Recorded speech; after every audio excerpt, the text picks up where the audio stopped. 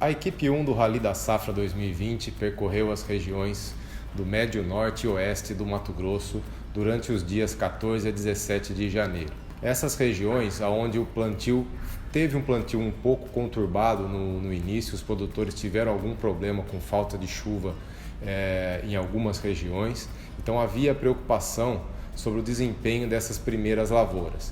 E a nossa ida a campo foi muito necessária para justamente avaliar essa condição, onde não estava tão bom no plantio, mas depois com o avanço das lavouras, com o desempenho das boas chuvas que atingiram as regiões, foi possível a gente checar as primeiras colheitas da soja precoce, aonde conseguimos ver grandes produtividades. Os produtores, de forma geral, estão colhendo lavouras entre 10% a 15% acima do início da safra do ano passado.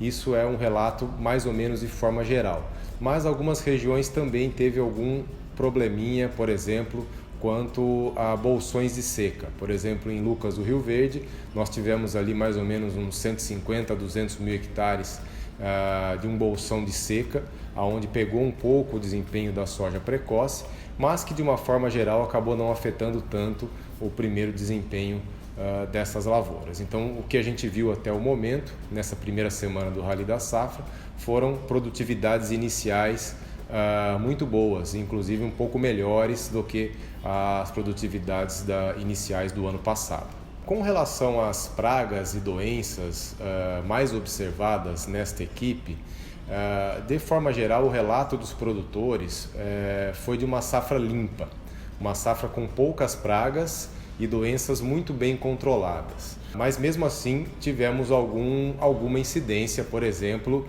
de percevejo na soja, tivemos a incidência, quase todos os produtores relataram a presença de lagarta Spodoptera nas variedades intacta, inclusive vários produtores fazendo até 2 aplicações extras de inseticida para controlar a incidência desta lagarta Spodoptera. Mas de forma geral foi uma safra considerada mais limpa pelos produtores.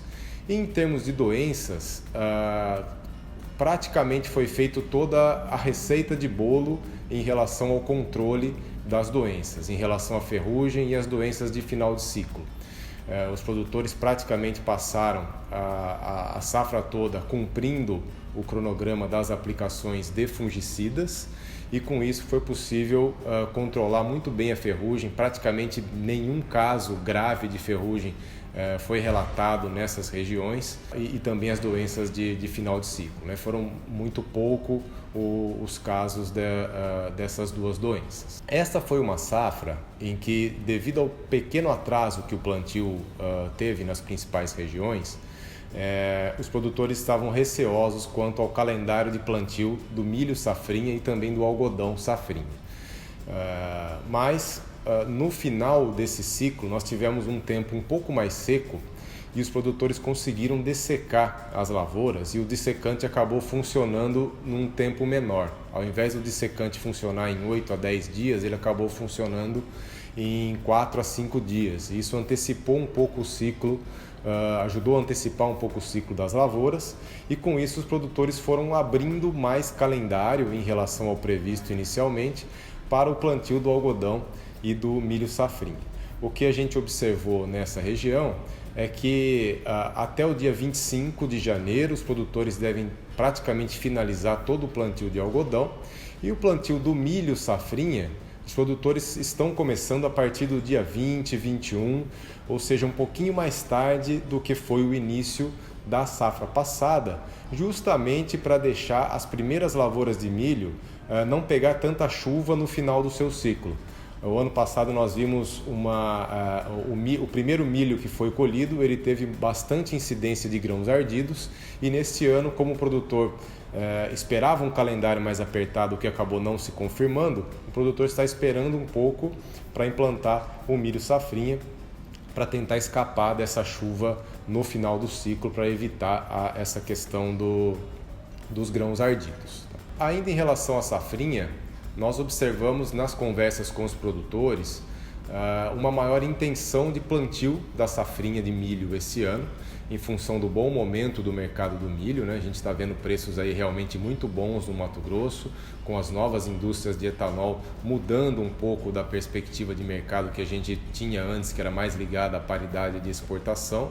Agora tem novos competidores por esse milho no mercado do Mato Grosso. Então a gente vê hoje os produtores aumentando a área plantada do milho safrinha, inclusive até acima do planejado inicialmente. E todos os produtores também aumentando o investimento nessas lavouras, investindo muito mais em híbridos simples e tecnologias simples e também aumentando a adubação média. Agora só falta chover. Bom, esse foi o relato da equipe 1 e fiquem ligados na próxima equipe 2 do Rally da Safra, que começa no dia 26 de janeiro.